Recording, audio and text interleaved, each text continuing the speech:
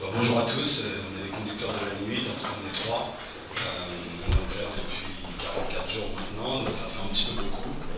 Je vous remercie de nous avoir invités à cet AG, je remercie aussi Keno et d'autres d'avoir participé au cours de la grève. On les a souvent vus participer à nos piquets de grève, aux manifestations, donc là-dessus je tiens à vous remercier. Moi ce qu'on est venu vous dire, c'est que on prend un virage important qui est déjà entamé. Hein. On est dans ce virage depuis une bonne trentaine d'années, hein. On va dire entre 20 et 30 ans, avec les multiples réformes qui sont succédées. Et là, on arrive au bout du virage. Là, on voit, c'est le bout du virage.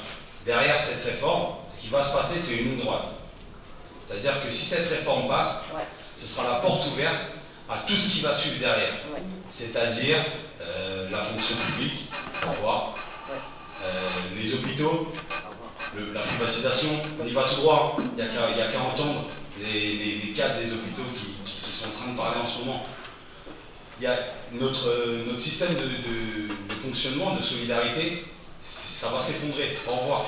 On va tout droit vers un système à l'américaine qui est ultra-capitaliste et tout ça, il n'y a pas de problème. C'est là-dessus qu'on va. Et ça, il faut le savoir. Nous, c'est pour ça qu'on se bat depuis le 5 décembre.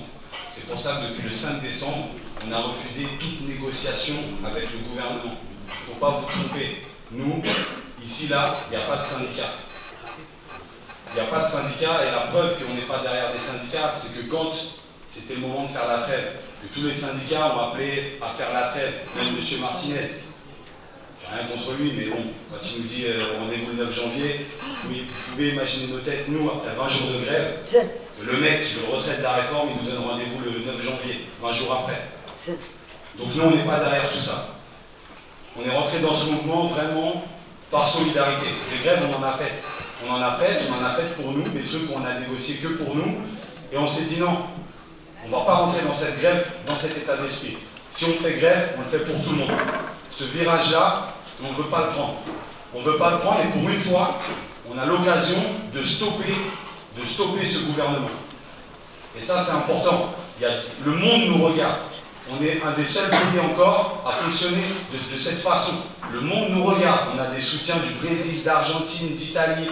On a des soutiens de partout dans le monde. Mais parce qu'ils nous regardent. Donc c'est important, c'est vraiment important que vous puissiez rejoindre le mouvement. Là-dessus, je suis venu vous dire ça. Et aussi, voilà, on a 44 jours de grève. Donc nous, on ne peut plus continuer à l'illimité. On est obligé de changer de stratégie. Donc ce qui va se passer, c'est qu'à la télévision, vous allez voir, ah, c'est bon, les chiffres remontent, les transports sont en hausse, vous voyez, ils sont d'accord avec nous, le mouvement est terminé. C'est faux. C'est totalement faux. Il n'est pas terminé. On se réorganise. On n'a pas le choix. On a perdu des 4 000, 5 000 euros de salaire, il y en a qui ont pris des crédits, on remonte sur les trains en pleurant. Vous vous rendez compte? On a 40, 30, 40, 50 ans, on monte sur nos trains en pleurant.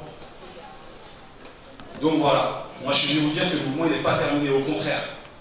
Si on est là, c'est justement parce qu'il se passe quelque chose. Je crois que c'est la première fois que vous voyez des travailleurs RATP venir dans une de vos AG. Moi, c'est la première fois que je viens.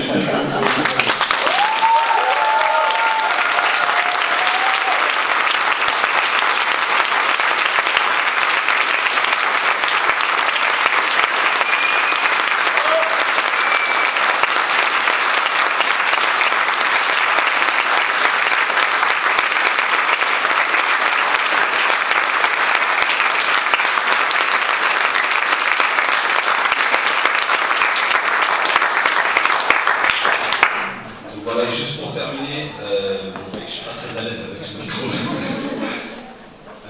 Nous, on a fait des AG aussi avec des lycées, des collèges, des hôpitaux. Donc on a essayé d'aller voir un peu partout et il y a des regroupements. Il y a des choses comme ce qu'on fait aujourd'hui qui sont en train de se passer partout. Donc il ne faut pas lâcher l'affaire, il faut continuer. Et pour terminer, si on n'arrive pas à faire reculer ce gouvernement, nous, en tant que Français, avec une réforme qui, en passant, elle est incomplète, on va signer ça. Une réforme incomplète, On ne sait pas combien il va coûter, on ne sait pas où ils vont trouver l'argent. Mais pourtant, on va le signer. Si nous, on n'arrive pas à faire reculer ça à notre niveau, je me demande comment, pour des causes plus grandes, on va pouvoir encore se battre. Ouais. Voilà. Je terminerai là-dessus et merci.